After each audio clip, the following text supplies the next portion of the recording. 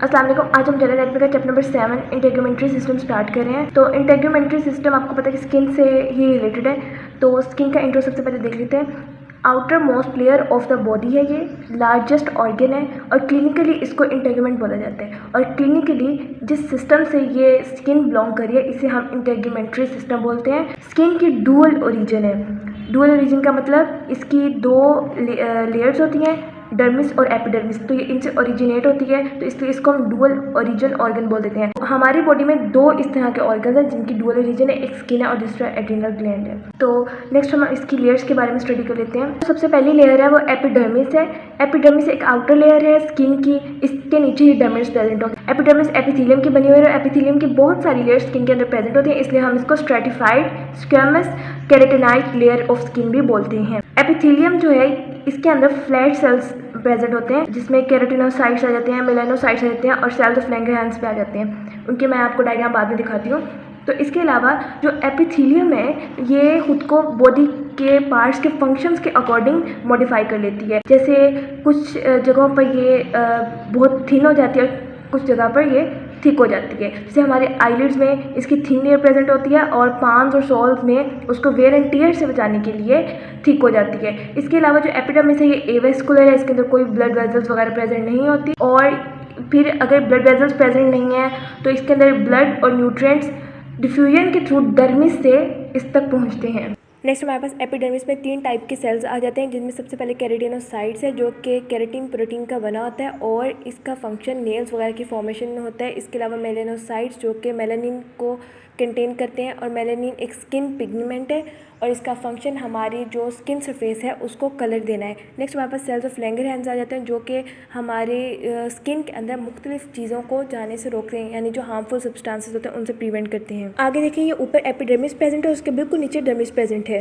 Next इसकी type में हमारे पास डर्मिस। तो डर्मिस एपिडर्मिस के नीचे प्रेजेंट होती है और इसके अलावा ये कनेक्टिव टिश्यू की बनी होती है और इलास्टिक और कोलेजन फाइबर्स इसमें प्रेजेंट हैं। और डर्मिस ब्लड वेजल्स में भी कंटेन करती है और इसके अलावा इसके लिम्फेटिक्स और नर्व्स भी प्रेजेंट होती हैं। और अगर इसकी नर्व्स वगैरह में डैमेज हो जाए तो ये बहुत पेनफुल एक सिचुएशन होती है। और इसके अलावा जो डर्मिस है इसकी भी थिकनेस सेम एपिडर्मिस की तरह वेरी करती है according to the body parts. Eyelids में ये थिन होगी और जो हमारे सोल और पाम्स वगैरह हैं उनमें ये थिक हो जाएगी। इसके अलावा डर्मिस जो है ये टाइटली एडियर होती है फेशिया के साथ कनेक्टिव टिश्यू के थ्रू।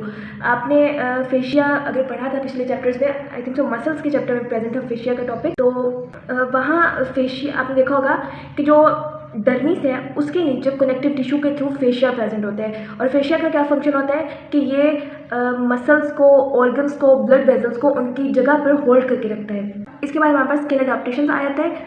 तो हमारे स्किन के ऊपर जो रिजेस या फोल्ड्स वगैरह प्रेजेंट होते हैं हमारे जॉइंट्स के ऊपर, तो वो उसको फ्रीली मूवमेंट में हेल्प आउट करते हैं। जैसे सपोज हमारे हैंड्स के ऊपर काफ़ी ज़्यादा ये रिजेस और ये फोल्ड्स वगैरह प्रेजेंट होते हैं।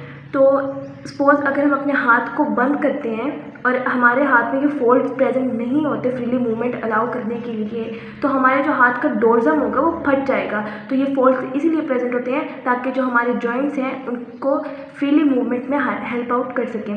तो नेक्स्ट हमारे पास आ जाते हैं नेल्स। तो जो नेल्स हैं ये केराटिन प्लेट्स हैं और ये हमारी फिंगर्स की डोर्जम साइड पर प्रेजेंट होती है, टिप्स पर।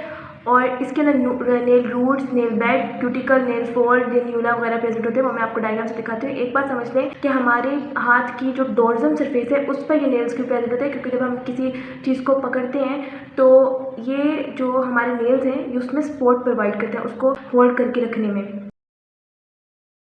इसके बाद हमारे पास हेयर्स आ जाते हैं। तो हेयर में हमारे पास हेयर फॉलिकल्स प्रेजेंट होते हैं जो कि इमेजिनेशन होती है एपिडर्मिस की डर्मिस के अंदर। और इसके बाद हमारे पास हेयर बल्ब प्रेजेंट होते हैं जो कि एक राउंडेड टर्मिनल पार्ट होता है और ये भी डर्मिस के अंदर पेनिट्रेट करता है। इसके अलावा हेयर पेपिला प्रेजेंट होता है जिसके अंदर ब्लड वेजल्स और नर्व्स प्रेजेंट होती हैं। हमारा जो पूरा हेयर होता है वो इनसेंसिटिव होता है, सिर्फ ये हेयर पेपिला जो पार्ट है इसके अंदर ब्लड वेजल नर्व्स वगैरह प्रेजेंट है तो ये सेंसिटिव होता है, ये सेंस कर सकता है।